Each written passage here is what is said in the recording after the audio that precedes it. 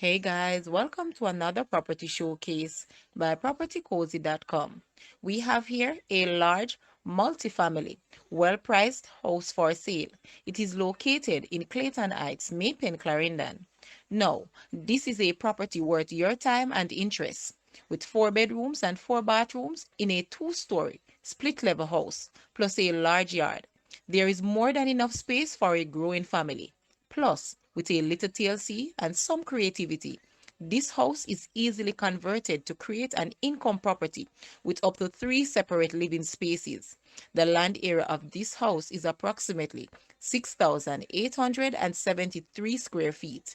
Guys, let's take a look at this house and please watch the entire video for more details at the end.